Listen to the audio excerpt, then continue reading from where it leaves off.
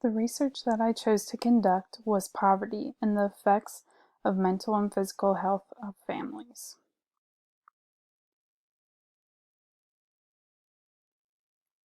Hi everyone, my name is Caitlin Walter, and before I start with my presentation, I wanted to share a little bit about myself. I'm currently a junior at Miami Hamilton, where my major is Civic and Regional Development, and my minor is in Commerce. As a CRD major, I have grown a passion and love for the welfare of others. Throughout the semester, it's been a privilege to learn about the families and the struggles they face throughout the world. As I stated before, the topic I chose to research was poverty and the effects on mental and physical health of families. The area that I focused on were the United States and Kenya.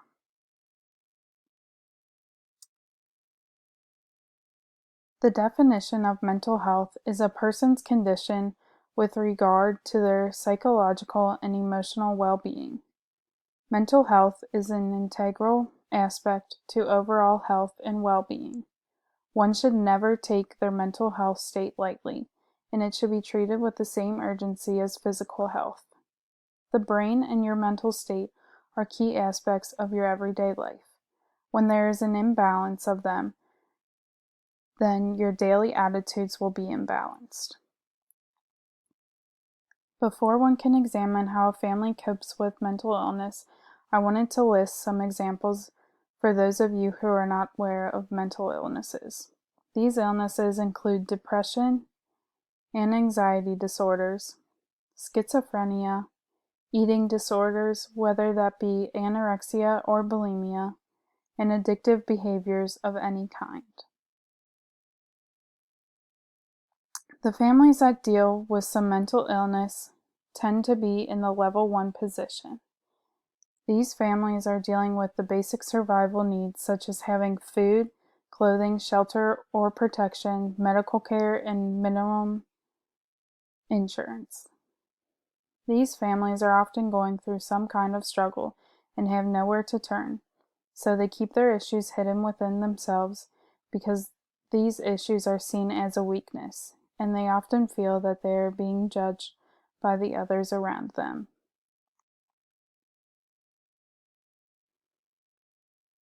Mental illness in the United States. The Office of Disease Prevention and Health, also known as the ODPHP, states the burden of mental illness in the U.S. is among the highest of all diseases, and mental disorders are among the most common cause of disability.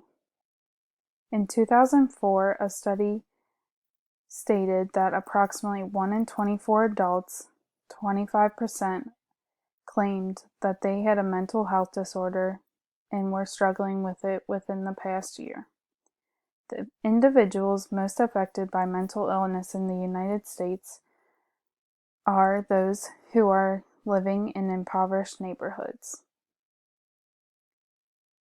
Many impoverished neighborhoods have little access to community centers and after-school programs, whereas the developing communities, there are many programs and often not a lot of people involved. These impoverished communities are the ones who need the community centers the most because they can provide different types of focus and self-help groups for individuals and families going through mental illness.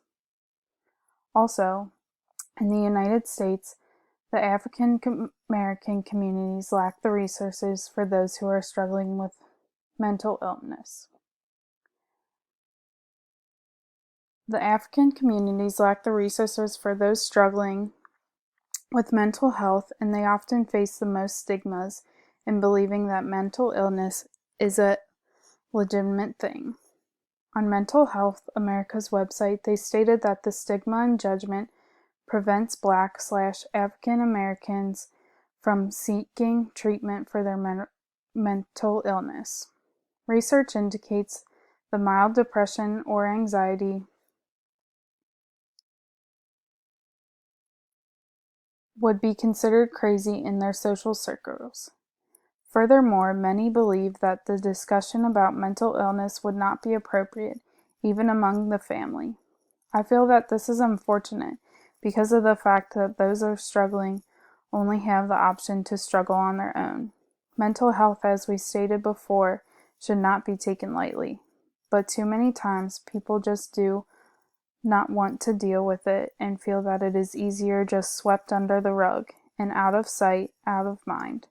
Since they aren't directly affected, there is no concern to be had.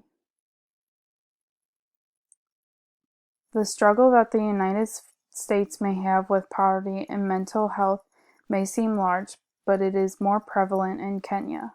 Over half of Kenya's population is below the poverty line. These people lack several resources and the ability to develop. Families may face starvation and even lack basic shelter. Families are just trying to survive day to day, and mental illness is just seen as taboo. Also in Kenya, mental illness is seen as spiritual rather than a medical disorder. In my research, I was able to read 2 articles that pointed out many facts for those individuals fighting illness in Kenya and the struggles that they go through.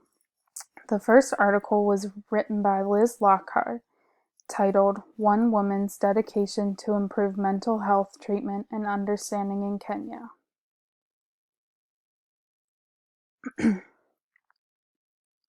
This took a look at Sidawa Waffle's life and her experience with living with a mental illness in Kenya. Sidawa is currently working with other stakeholders in mental health to draft and then implement a new bill which will hopefully change the treatment of mental illness in Kenya.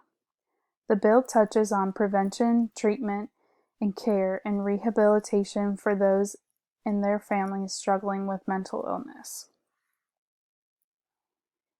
The second article was written by Osama Osaman's article titled "The Taboo of Mental Illness in Kenya."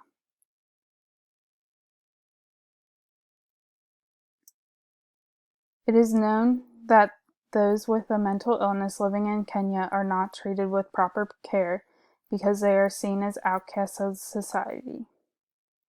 This second article began with Abdrahman's Aulo's experience and how his siblings are looked at as disturbing because of the troubles they face every day. They had plans to take his siblings to the Mahari Mental Hospital in the capital of Nairobi, but they couldn't afford it.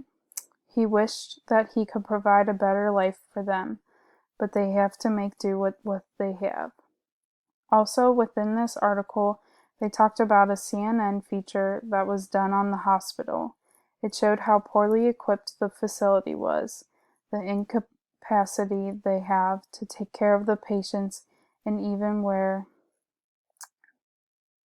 they found dead bodies abandoned on the floor during the filming days.